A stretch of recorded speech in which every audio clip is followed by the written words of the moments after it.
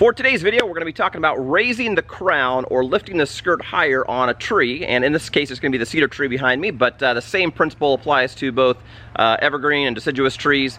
This is common in driveways, parking lots, around sidewalks, close to houses where you don't want branches either hitting things or people or blocking things, sometimes with shade. And so we're going to talk about that today, and hopefully this video will give you some thoughts about some of the trees you might have on your property.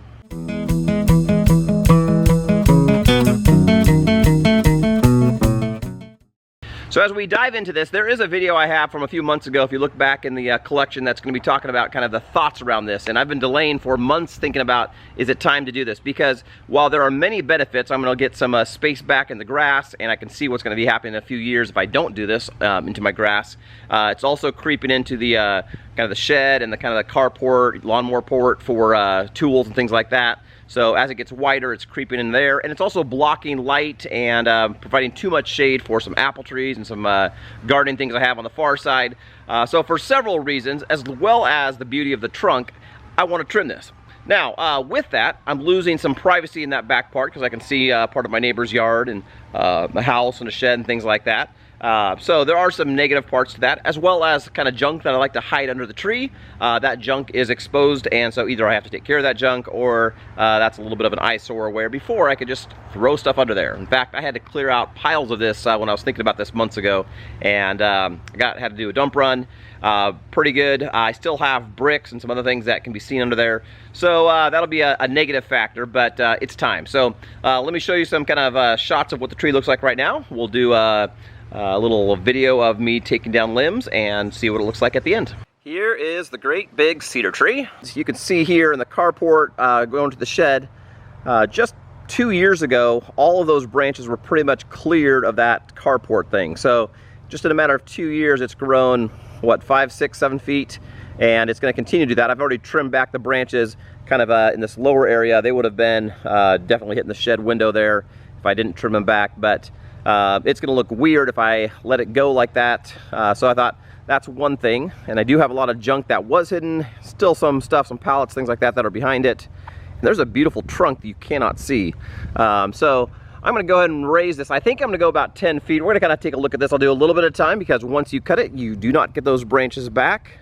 And you can see here some of the apple trees and things back there. I've got some plans for some garden bed along that fence, and while there is some sun that goes there, those branches do a lot of blocking and will continue to. So let me show you in here what it looks like.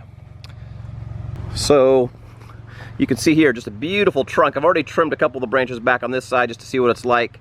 And talking to an arborist, he said, yeah, taking a few branches off the bottom at this time of year, not a problem with a great big tree like this. Now, if the tree was pretty small, there'd be some other issues, but all of those branches on that front side are blocking visually things behind me that I'll lose a little bit of privacy on, but definitely worth it. So I'm just going to do the same thing I did on this side.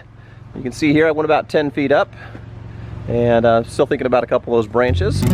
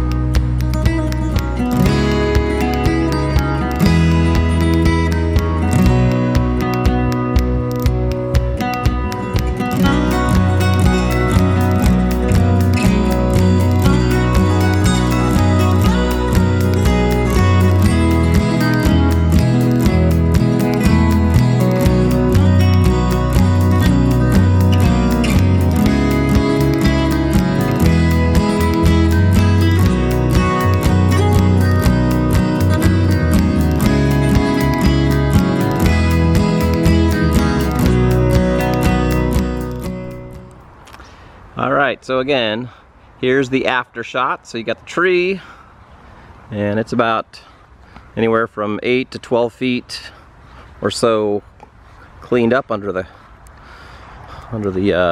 crown or the skirt of the tree. And as I get closer, it'll be a little more visible. I did leave one branch that might be a little low, but I thought that'd be a good swing or something, so I thought for now I'm gonna keep that branch. But really opened up a lot of space. I'll have to figure out this area here.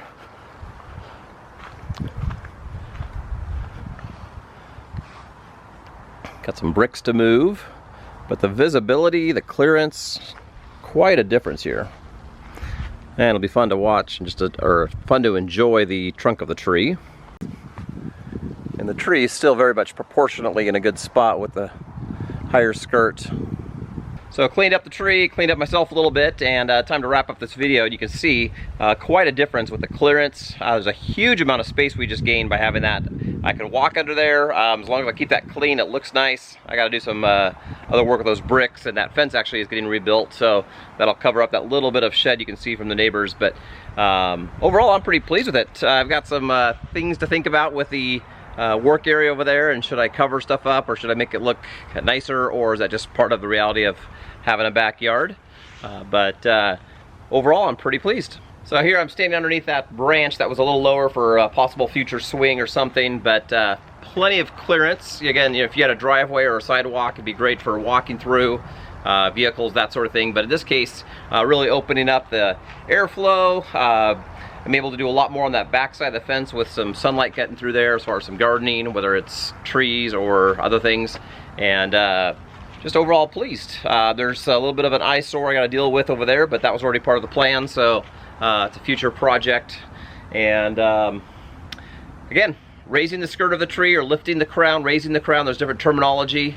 Kind of bringing up those branches. It's a good way to think through just mixing up the yard a little bit, adding some more space. And in my case, that added tens and tens of square feet. So I'm not sure what that is exactly, but hopefully this is helpful. Have a good life.